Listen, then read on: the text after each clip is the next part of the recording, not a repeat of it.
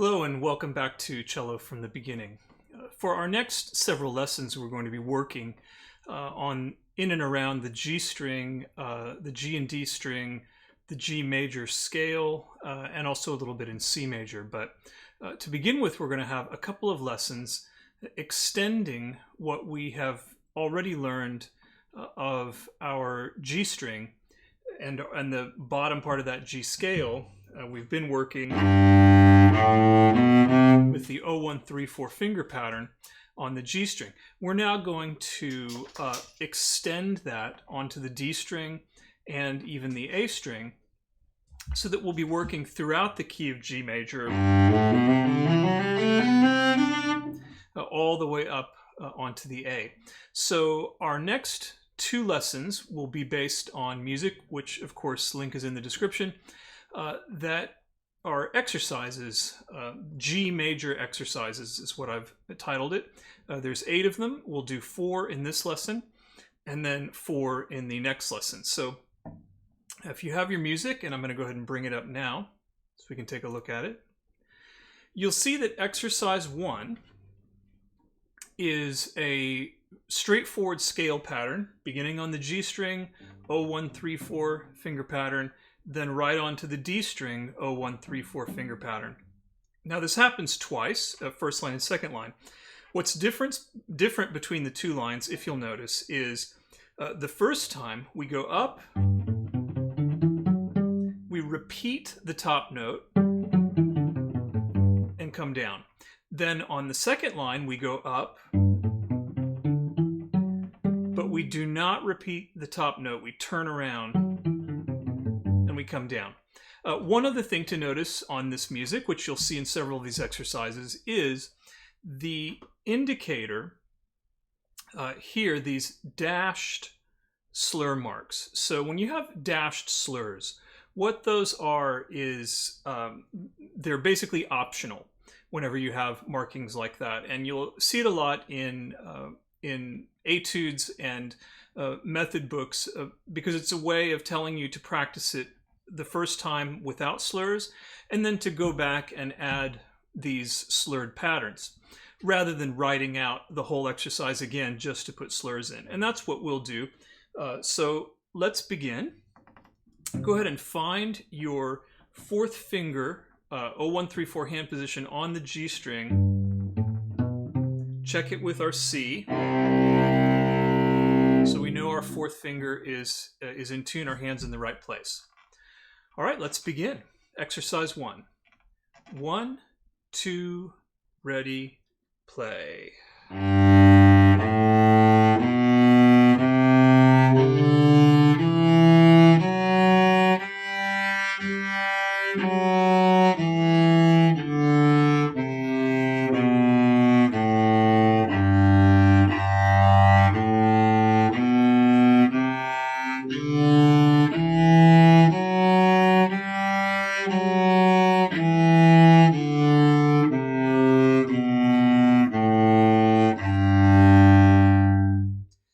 And as you can see, as has been our practice, I simply played these legato. We play them right in the middle of the bow, long enough bows for whatever we're doing.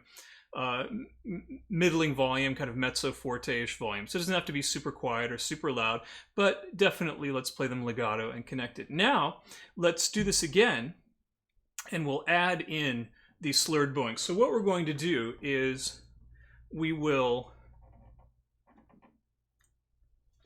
connect each group of 2 notes. So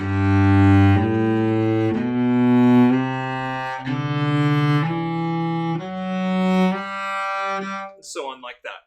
So we're slurring in groups of 2. So here we go. 1, 2, ready, and.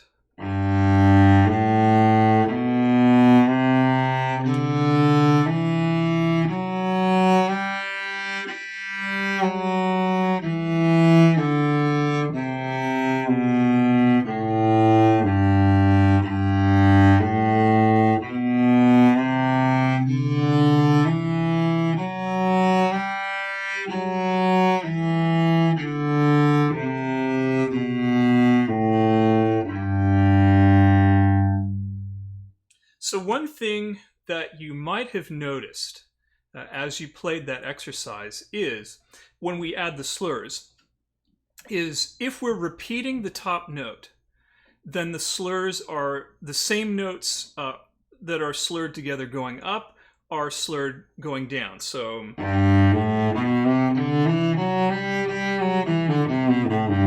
when we don't repeat that top note and we just turn around and come back, that shifts our slurred notes by one note. So going up, G and A, O and 1 are slurred, 3 and 4, O and 1, 3 and 4. But coming down, 3 and 1, open and 4. So there's my string crossing, and then 3, 1, and G.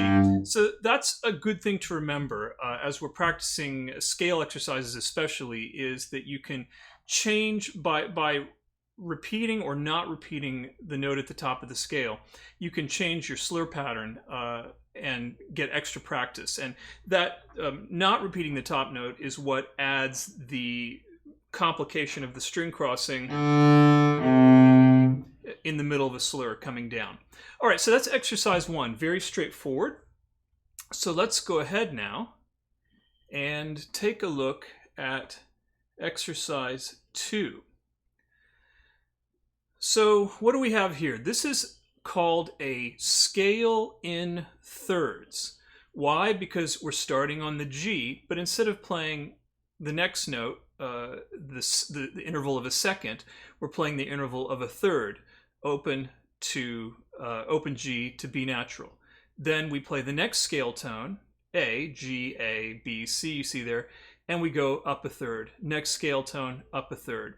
So we're working our way through the scale, but instead of just playing G, A, B, C, we're going up a third each time.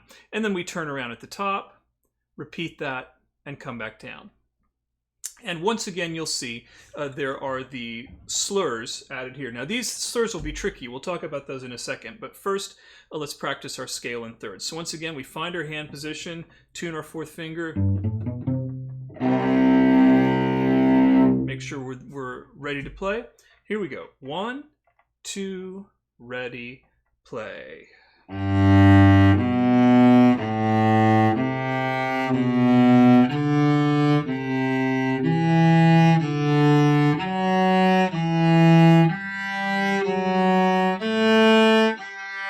Second line.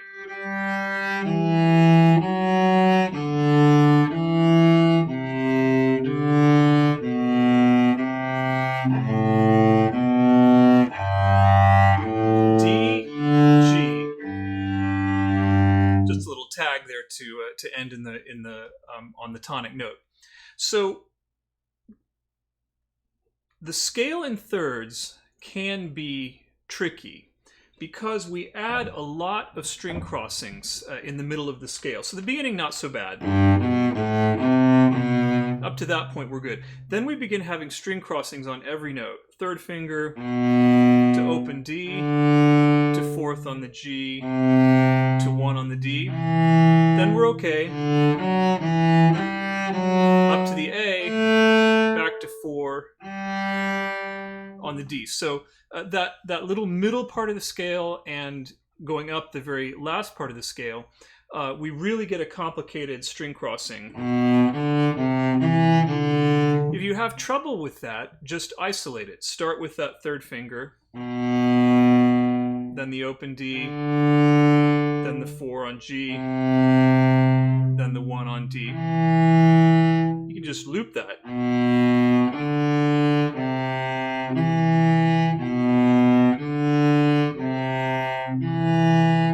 So everything that we have worked on before with string crossings applies here. Everything that we were doing, paying attention to when we were going from D to A, is the same thing here on the G string, making sure that as we reach across, that we're not contracting the hand, letting the notes go flat, like that, getting smaller and smaller, or sharp if the first finger comes up. So, and you can always stop and check.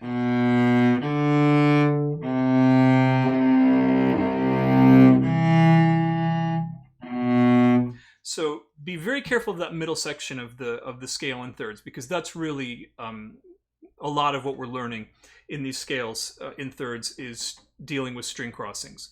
Now let's add the complication of slurring these in groups of two. And so now we're going to have string crossings with not only our left hand and our right hand, but we have slurred string crossings. So that thing that I was just playing, the middle section, instead of just being, back up here a second, now becomes,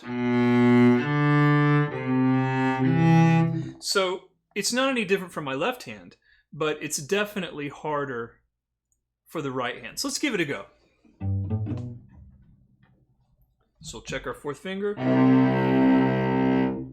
1, 2, ready, play.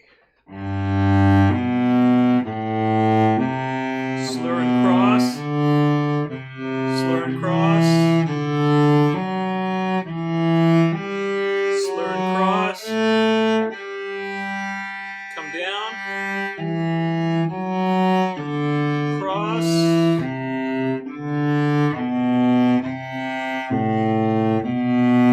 One more.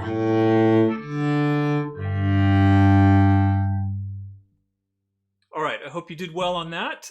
And of course, pause the video, take your time, practice on your own during the week. You'll have these in no time. These are great exercises. And by the way, because we're playing these scale exercises in G major, you can do any of these exercises with that G drone that was the previous video. So you'll have that,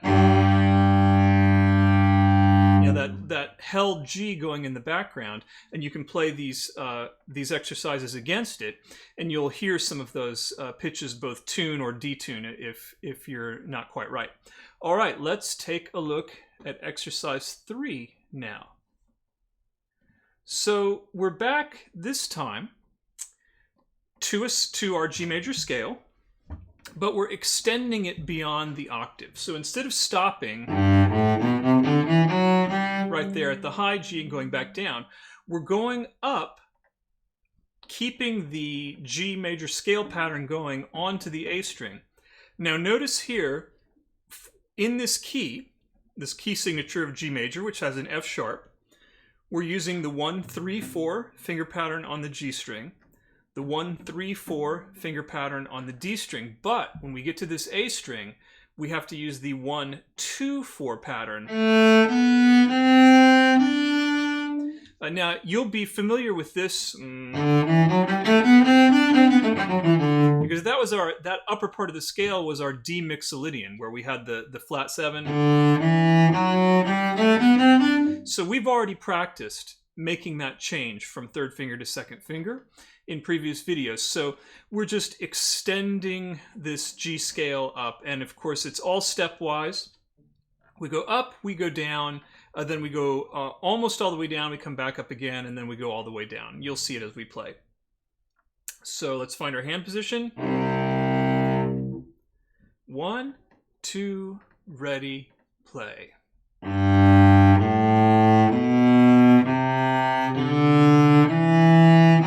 Onto the A string. Second finger. Coming down.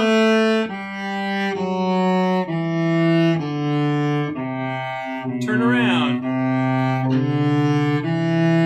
Turn around again. All the way to the bottom. Now, one thing you'll notice if you happen to be watching my fingers at all is that I am practicing these, keeping my fingers down as we go up, putting all my fingers down as we're coming down. So I'm not going with just 1 or 2 fingers going down. I'm building that hand position. All 4 fingers down, all down, all down. Now taking them off one at a time. When I go to this 4th finger on the D, all 4 go down. all 4 go down. All 4 go down. That's really important right now. We will eventually be working with just 1 or 2 fingers at a time, especially when we start to add vibrato, because we can't do vibrato with all of our fingers down. It doesn't sound good. You need a wider motion. But for intonation practice, even now myself, if I'm practicing scales and I'm not using vibrato, if I'm practicing for intonation, then I'm building those hand positions and keeping those fingers down. So let's do this now with our slurs. So again, slurring in groups of 2. Finding our hand position there. 1, 2, ready, play.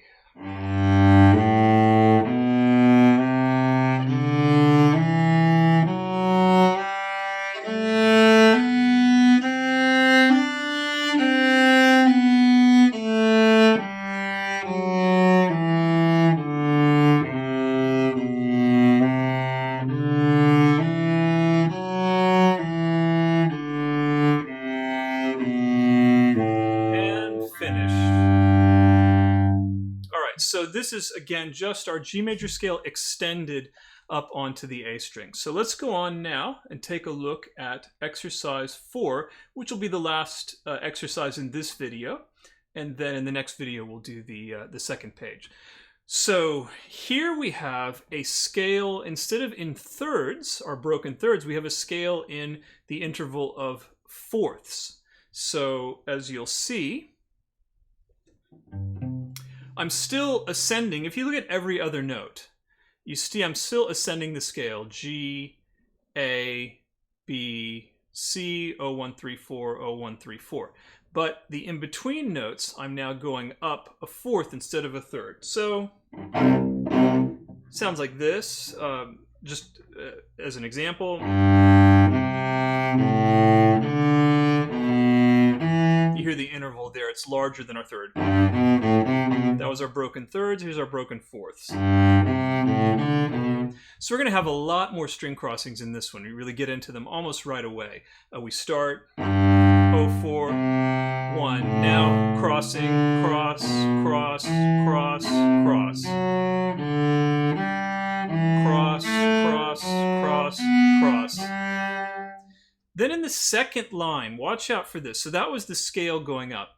In the second line, we actually jump now to the A string. So we've finished with fourth finger on the D string. We're going to jump to fourth finger on the A string, and watch this descending scale is now a descending scale in fifths instead of fourths. So 4, 4, 2, 3, 1, 1, A, D, 4, 4 on G, 3, 3, 1, 1, and G.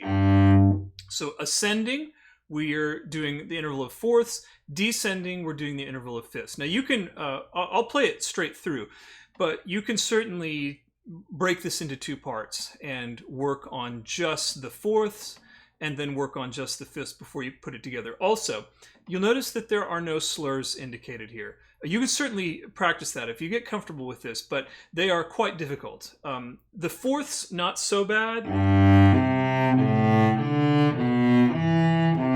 You could certainly do the slurs there. However, the descending fifths require a whole different technique of barring.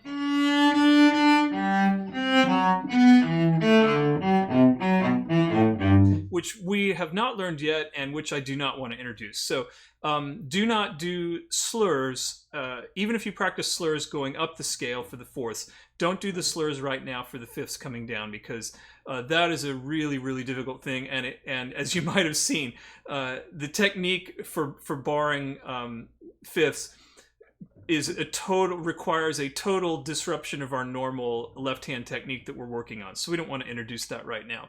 We want to get good at our basic technique before we start doing crazy things. So let's play through this with just separate bows. Let's find our hand position.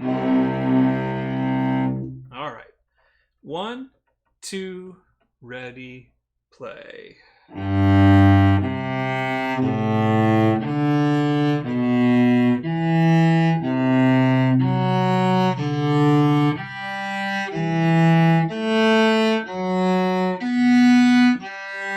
Now 4 on the A.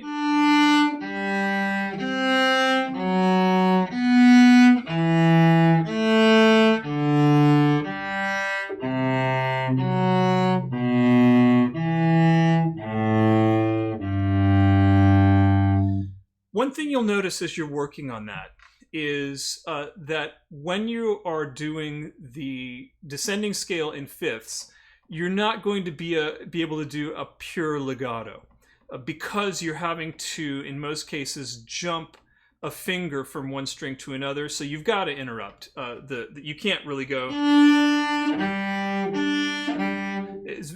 There will be a little break there.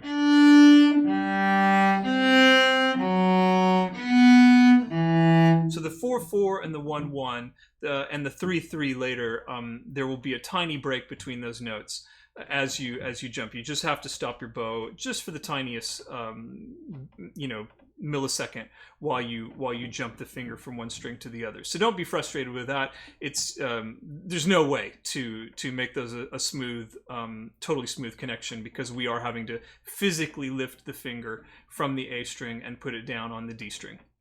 The same finger, I should say, from one string to the other. All right, that's our first 4 exercises in the G major exercises set. So again, feel free to practice any of these 4 exercises with your G drone for tonalization and intonation. I think it'll really help. So practice hard. I will see you next time for exercises 5 through 8.